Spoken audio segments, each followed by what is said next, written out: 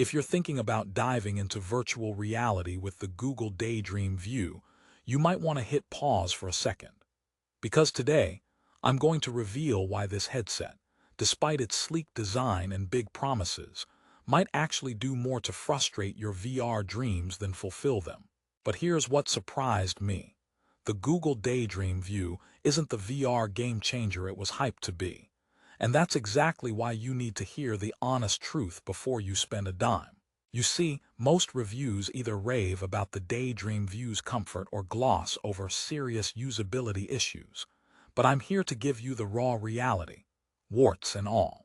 So if you want a VR experience that actually lives up to the hype, stick around, because this might save you a ton of disappointment and a few headaches.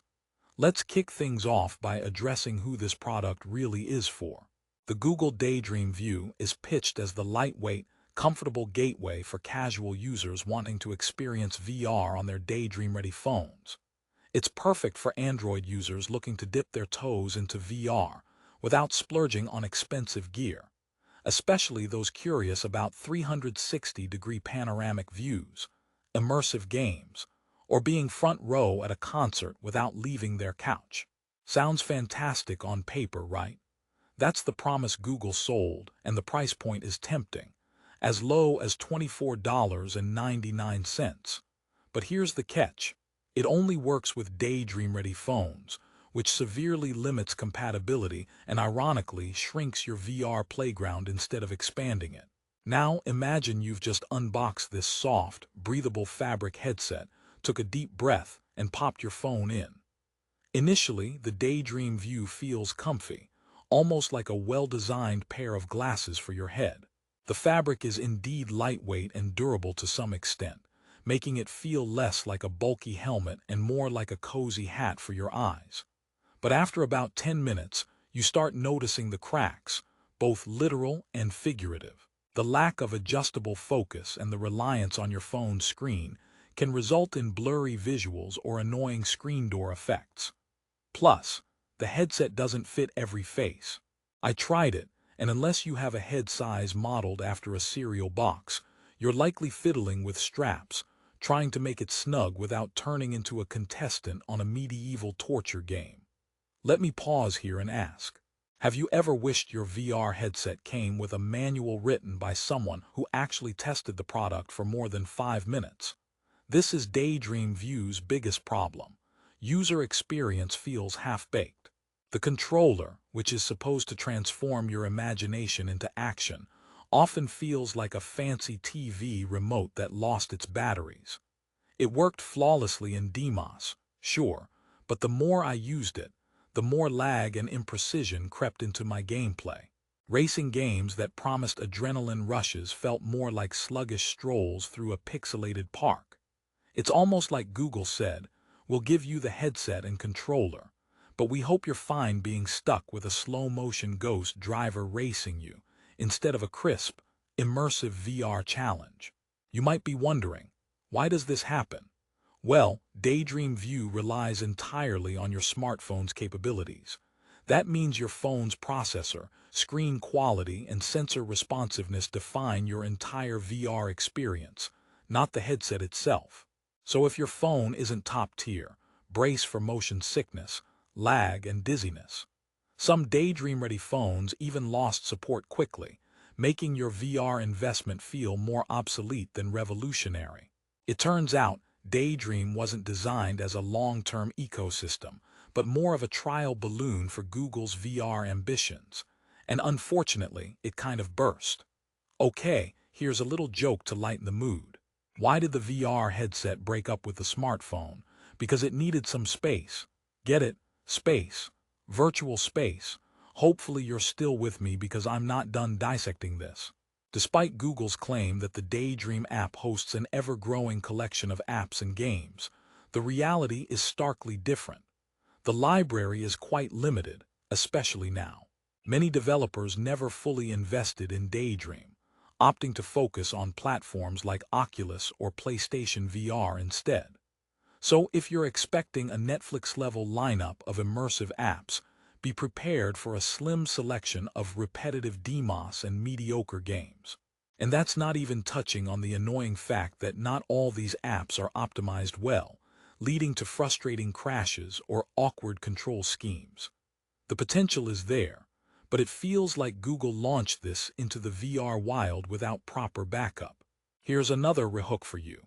What if I told you there's a simple reason why Daydream View's price plummeted to $24.99?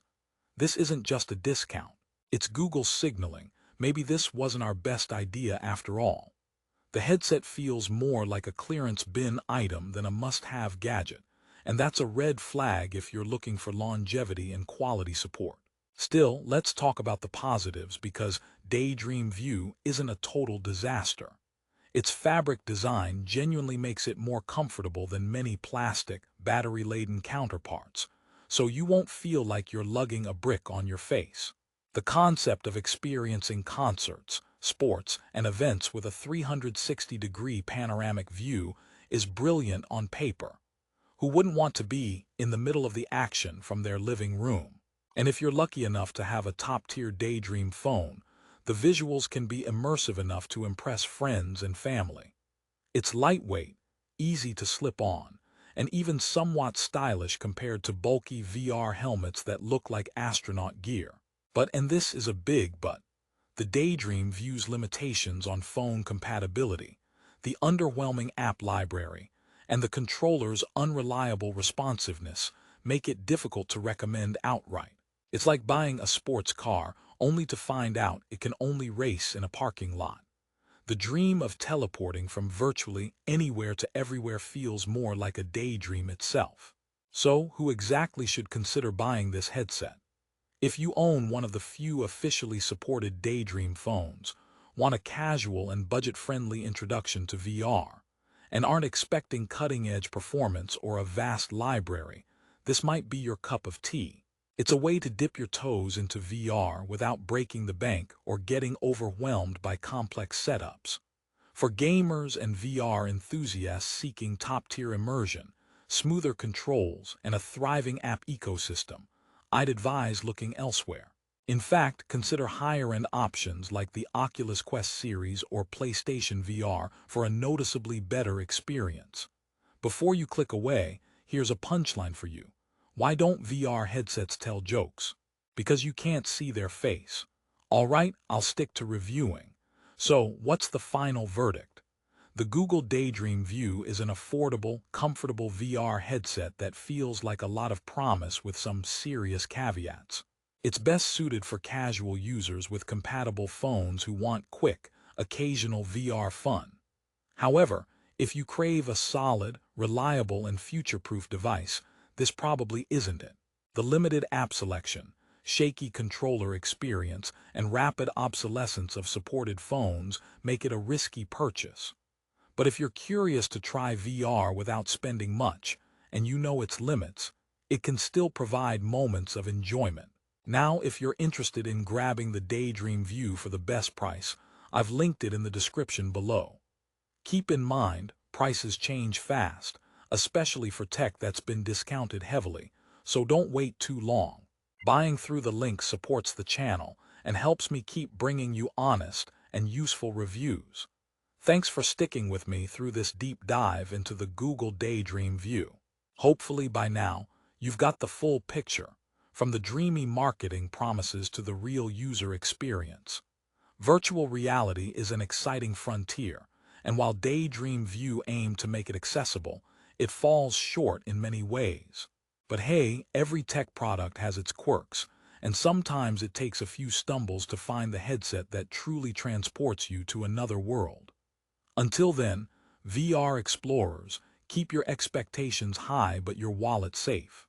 Remember, whether you end up with the Daydream View or something else, the key to enjoying VR is knowing what you're getting into. So choose wisely and enjoy the trip. At least, the one that's better than Daydream View's sometimes dizzy ride.